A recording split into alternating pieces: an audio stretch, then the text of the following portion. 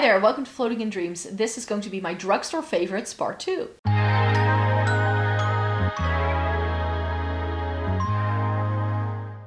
Welcome to everybody watching today. Thank you so very much for joining me.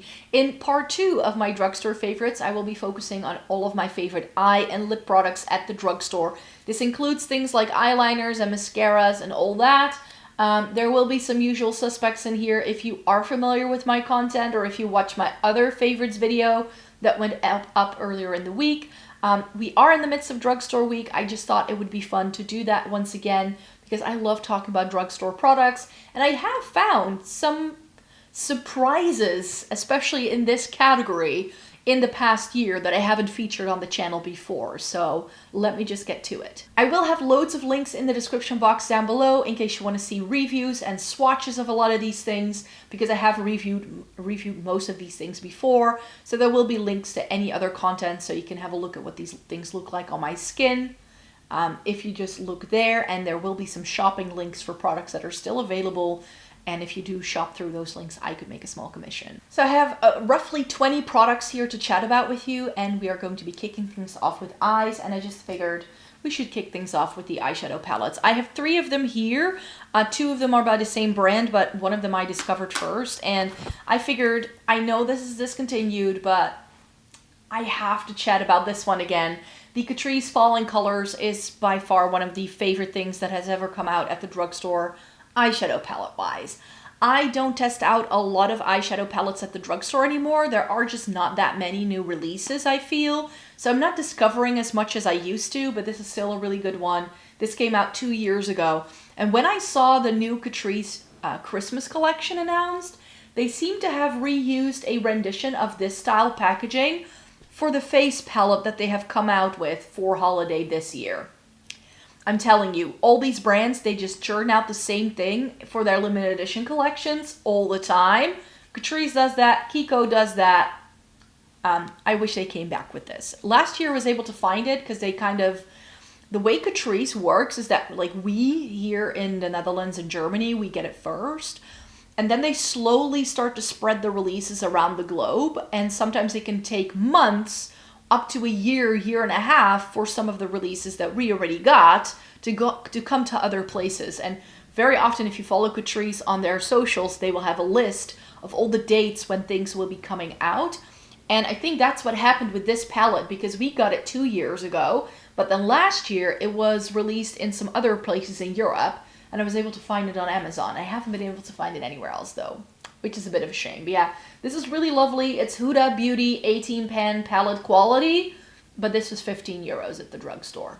I still rate this really highly. But a very solid favorite eyeshadow palette brand for me at the drugstore is MUA. And this is a brand I've rediscovered because MUA used to do palettes that were raved about on YouTube years ago. I remember having a couple of these way back in the day, but I've rediscovered them. I found these 5 pens at first. I went into Superdrug in London and I was just browsing to see if there were any brands that had new things out that I wasn't familiar with, and then I spotted their 5 pens. This is the Andromeda Skies, which is more of like a smoky vibe. I picked up the other cool tone one, tried them, loved them, so I bought more. And because I tried these 5 pens and loved them so much, I decided to try one of their 15 pens again. This is the Illusionist palette, and this is lovely. This is one of the best cool tone palettes I have tried all year. I said it in my cool tone roundup that I did for you last week, and I'm repeating myself here again. These little MUA palettes are amazing, and they are under 5 euros at the drugstore. Chef's kiss. It's amazing eyeshadow quality. Another eye product that I swear by at the drugstore is eyeshadow primer. And as you can see, one of them is still in its packaging because I just picked up some new Kiko products.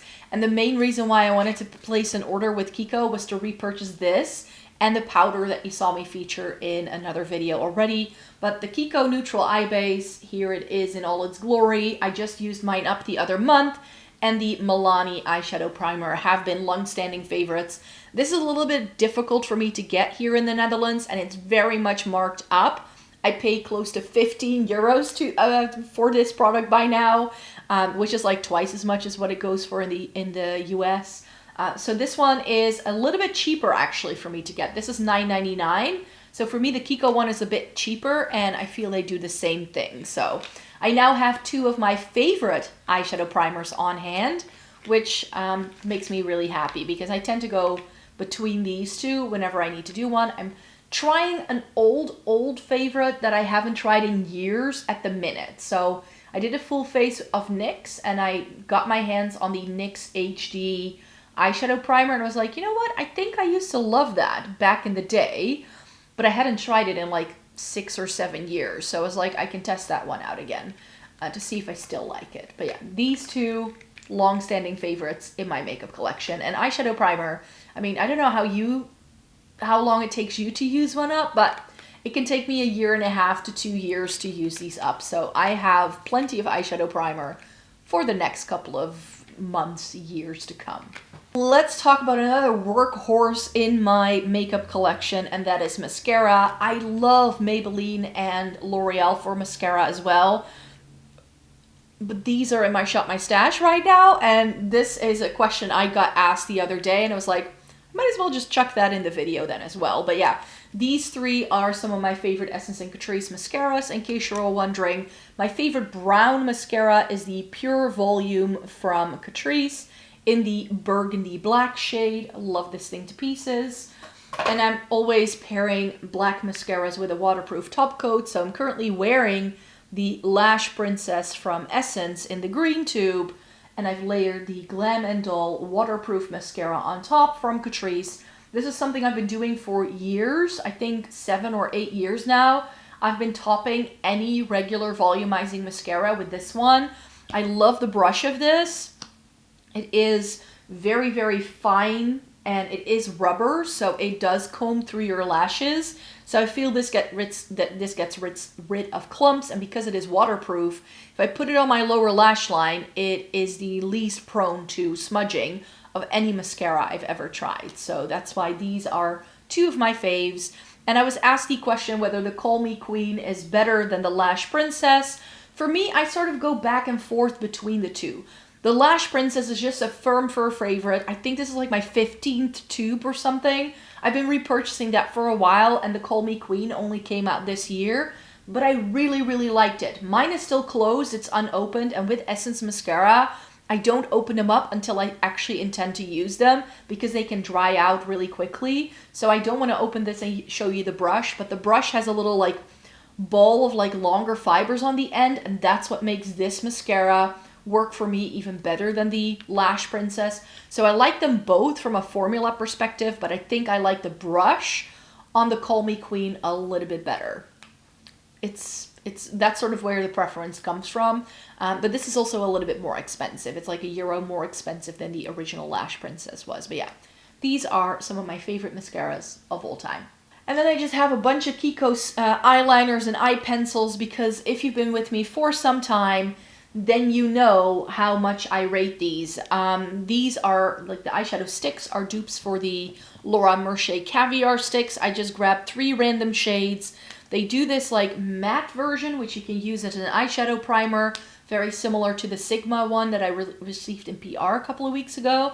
This is shade 9. I don't know if they still do these. And then I have shade 39, which is this deeper taupey thing. And I have shade 15, which is like a lighter taupe matte. These are really, really good. They can be used as bases, especially if you have the matte ones. They are really, really good for like canceling out your lid, or like making your lid a different color for eyeshadow to sit on top of. But the shimmering ones are really pretty in the inner corner highlight. But you can even use them as eyeshadow by itself. Like you can just like dab it on, dab it out with your finger, or maybe use a bit of a brush to get a more seamless blend. They're great for travel. They are great for every day if you just want a quick and easy eye look.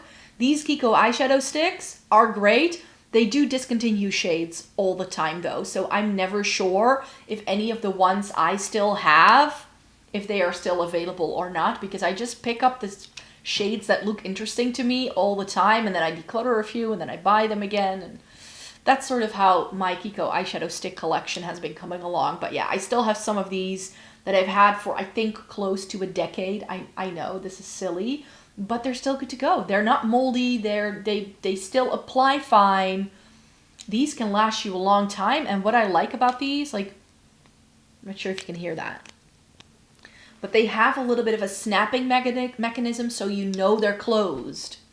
You know that they're gonna stay put and the lid isn't gonna fly everywhere, which I enjoy. And for eyeliners, I also very much rate the Kiko eyeliners. Their liquid liners are good, but the pencil liners is where what I swear by. I just picked up this color. This is the Intense Color eyeliner in 18. And this was described as like a shimmering light taupe champagne. Really, really pretty when I swatch this. This is really good for the inner corner, like brightening up the lower lash line. This is really good for that. And I have several of these as well. And these are so rich and creamy, and they're very, very similar to what I get from Lisa Eldridge and Victoria Beckham. Those are my two favorite, more expensive brands for eyeliners. But Kiko is very close because they're also made in Italy, like those more expensive brands. That's why Kiko has so many dupes, because Kiko is also made in Italy. I just wanted to try this because I hadn't tried their Unlimited Precision eyeliners. And this is one of the twist up ones. And you know me, if they do a taupe like this, you know I have to try it. One shade, like I used to love Urban Decay for eyeliners. And I always wanted to try Mushroom. The shade Mushroom from Urban Decay, and this reminds me of what in my head Mushroom looked like from Urban Decay. Urban Decay as a brand is no longer sold here, so it is a bit difficult for me to get my hands on that. I would have to go to England or the US to find Urban Decay because it's been taken off the EU market completely. And then we have some single eyeshadows as well. I had palettes in here, but we all know I sound like a broken record, I know, but the Shimmering Eye Tint from Essence. Only in the shade Shimmering Taupe though. I tried some more this year and I was very disappointed with some of the other shades I tried. But Shimmering Taupe, you can see how much I've used this. Like, it's like a fifth, maybe a fourth of the way gone. Love this thing to pieces. I think it's just as good as some of the Lisa Eldridge Liquid Lurex, but this gives it to you in under €5. You don't need to spend that much money on a liquid single shadow. Now I'm always torn. Is Moira a drugstore brand? I don't know. But they do these really pretty lucent cream eyeshadows. I just grabbed one for my collection. This happens to be in Jupiter, and this is a cream eyeshadow, but oh, do you see that shift? These are so yummy and shifty. They are best over a base though. So using, for instance, where did it go? Where did my taupey one go? So if you use this matte taupe from Kiko, all over the lid and then putting the Moira on top, it's going to work wonderfully. Especially if you do a bit of a darker base with this and then just putting it on top, it is absolutely stunning. So dimensional, really, really pretty. And I really struggled finding nice things for Moira. And when I tried these, I was like, yes, they can actually do nice things. So love this little thing from Moira. And then where would we be without my ColourPop Super Shocks? My Ritz is becoming weird. Let's put it that way. I've raved about my ColourPop Super Shocks as my best eyeshadow for travel for years. And Ritz is really, really low. And I'm not sure if you can see, but there is this little snippet that's like fallen out. Like, this is so crumbly, and it's crumbly because it is so low down. Like, there's only product left on the sides. I hit pan on this. This is really close to being used up.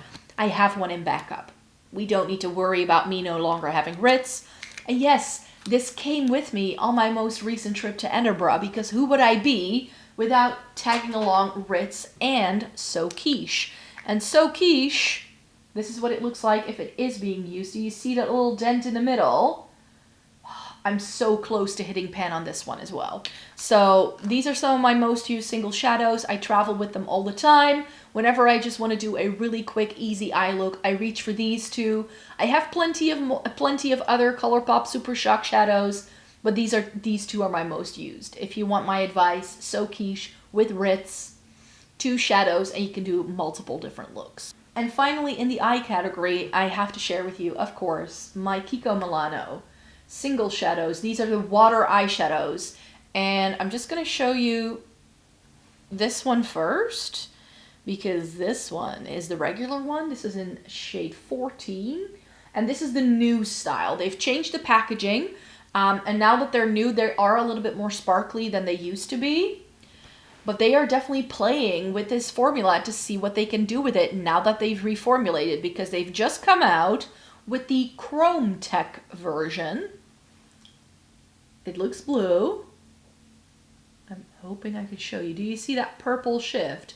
So it is essentially a duochrome, but it also has this flaky shimmer to it.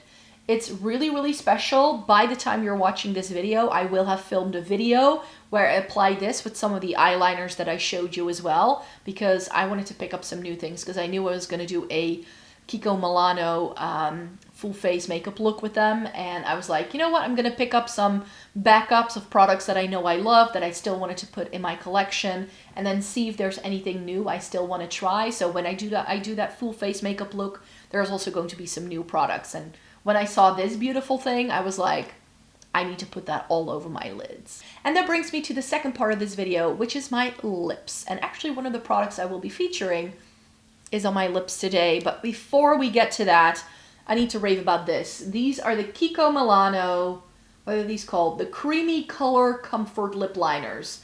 I have shade 18, 10, 23, 13, and shade 8. One of the things I did with that haul that I did recently is that I picked up some more of these eyeliners. These are exactly the same as the Lisa Eldridge ones. I don't feel a difference when I put these on, and they come in a bunch of shades. I picked up one of the darkest ones, which is really, really nice because I don't have that many deep liners. And then I found out that they also do these really pretty dusty mauve tone. Kiko can do some really, really good lip products, as you will see later on in the video, and their lip liners are no exception. For pencil products at the drugstore, I swear by Kiko. I already knew I loved their eyeliners and eyeshadow sticks, but their lip liners are just as good. I think I'm going to pick up even more colors whenever I feel the need, because they are now my favorite lip liner. Those and the MAC ones, those are my favorite lip liners. MAC and Kiko. Shall we then continue the Kiko train? Because of course I cannot talk about Kiko lipsticks or lip products and not talk about Kiko lipsticks, because they do some really lovely things. I did a video a while ago where I tested out all of the different formulas that they do. I love their 3D Hydra glosses. Their Velvet Passion lipsticks are really good. Like, Kiko lip products take the cake, and they often do really interesting shades as well.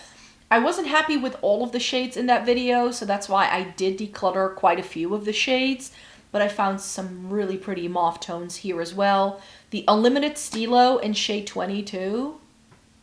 Like, can we get a minute? Like, this is so pretty. And they just do loads of different formulas. It's just whatever you want from a lip product. Do you want it to be matte? Do you want it to be sheer? Do you want it to be glossy? They have everything, and they do multiple shades in every single lip line. I think Kiko is like one of my go-to brands when it comes to lipsticks to begin with. And what I have also found is that in this Velvet Passion range, there are dupes for actual Lisa Eldridge lipsticks as well. So, oh, this is not the one I wanted to show you for a dupe, but they do a pretty mauve tone as well. This is shade 315, which has been one of my best cooler toned, mauve toned lipsticks in my makeup collection for years, and they still do it.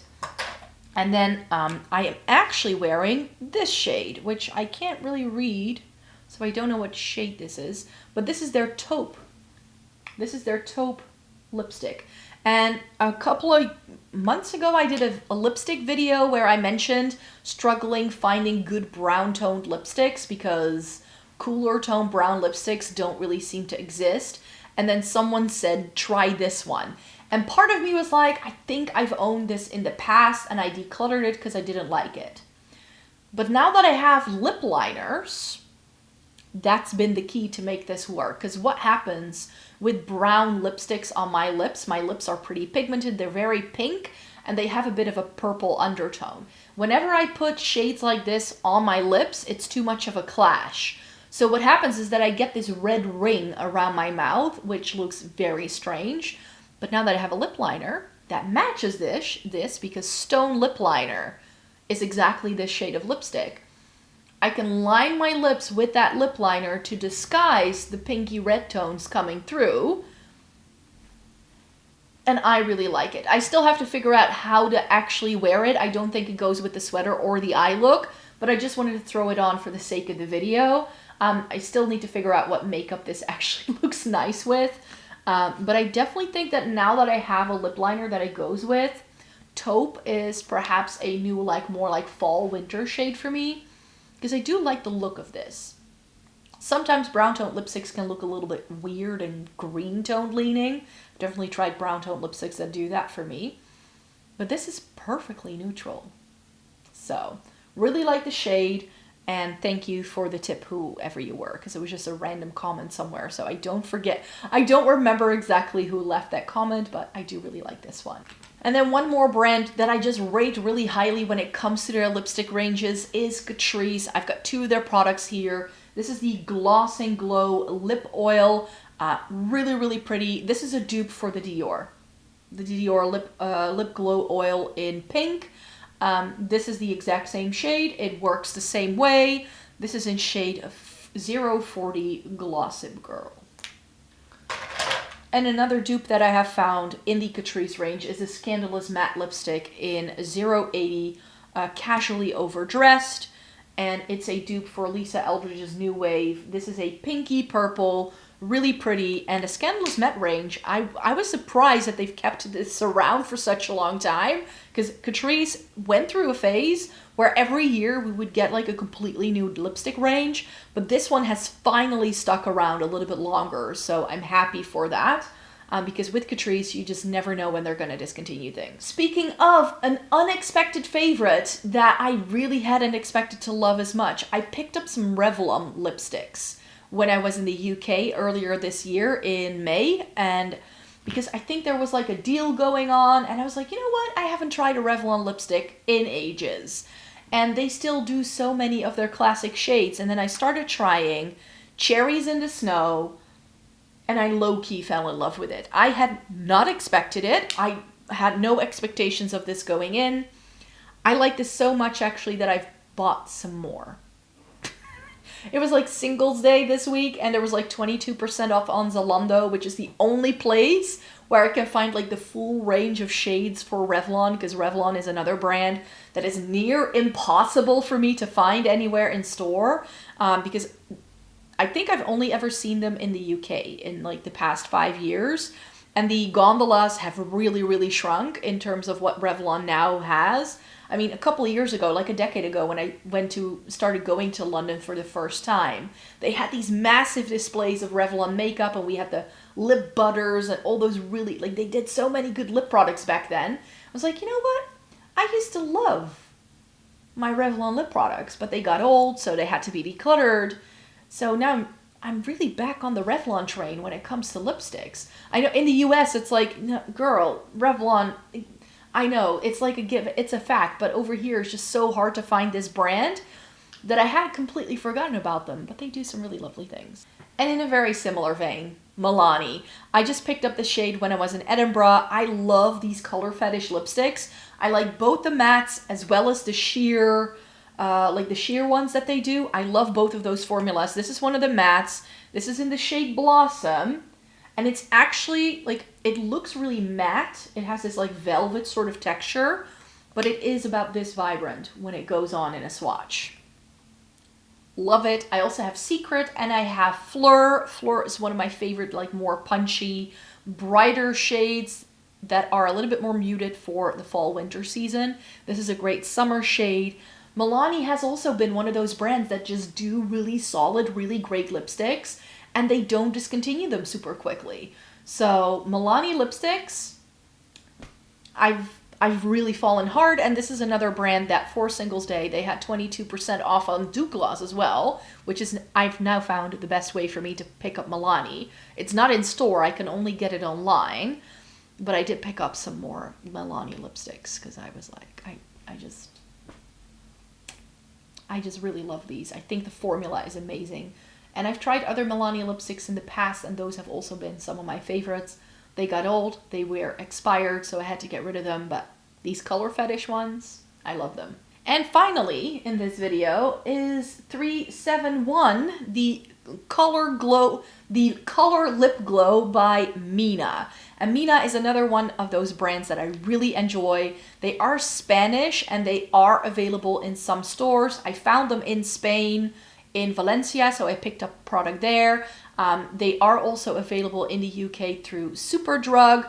So whenever I'm in the UK, I always check them out to see what they have. They are a little bit expensive though. European makeup tends to be pretty expensive to begin with, but they're more around that L'Oreal, Maybelline price range compared to like a, you know, Catrice or an e.l.f. or those kind of brands that are even more affordable. So Mina is a little bit up there in price, and that to me makes it a little bit more difficult to shop from them, but I have slowly but surely started buying products from them. This is one that I truly fell in love with, so I did pick up, together with the Milani lipsticks, I picked up a Mina lipstick as well to test out their actual bullet lipsticks, because I haven't done that. This is one of those like balmy, barely there kind of colors, and this is in a really bright, fun blue tone pink.